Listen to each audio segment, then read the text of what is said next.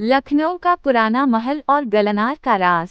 लखनऊ का पुराना महल, जिसे कभी नूर महल के नाम से जाना जाता था, अब एक वीरान और खामोश इमारत बन चुका था। सदियों पहले ये महल शाही तकरीबात का मरकज था, जहां मेहमानों की रौनकें हवा करती थीं। कीमती जेवरात की चमक, घोड़ों की टापों की आवाजें और मौसीकी की धमकी महल के आंगन में गूंजती थीं। मगर अब वहां खामोशी थी। ये खामोशी एक राज के बोझ तले दब गई थी।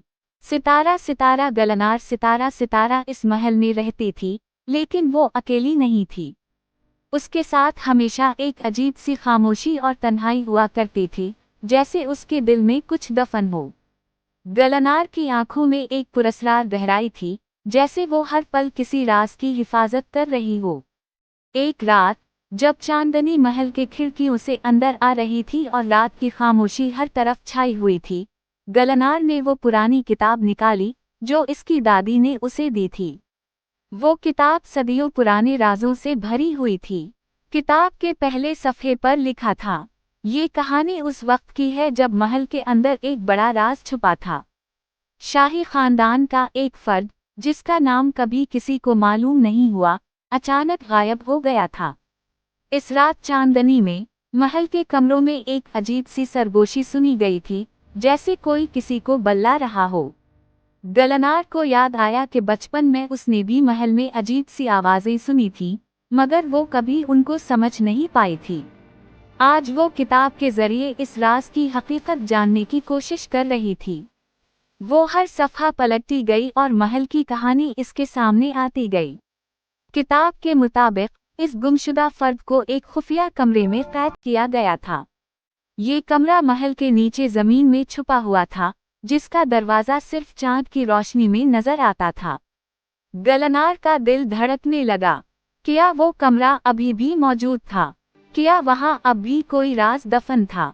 सितारा सितारा गलनार सितारा सितारा ने फैसला किया कि वो इस राज को समझेगी और इस कमरे को तलाश करेगी। रात का तीसरा खा था और गलनार आहिस्ता आहिस्ता महल के तहखाने की तरफ बढ़ी। महल के जीने पर कदमों की आवाजें गूंजती रहीं, जैसे वक्त पलट रहा हो। जब वो तहखाने में पहुंची, तो चांद की रोशनी एक पुराने दरवाजे पर पड़ रही थी, जो सालों से बंद था। गलनार का दिल जोर जोर से धड़कने लगा। इसने दरवाजा खोला। अंदर एक लंबी सुरंग थी, जो महल के नीचे किसी पोशीदा जगह की तरफ जा रही थी। सुरंग के अंदर की हवा ठंडी और बोझल थी, जैसे सदियों का बोझ वहां छुपा हो। गलनार सुरंग में चलती गई, जब तक वो एक छोटे से कमरे तक ना पहुंच गई।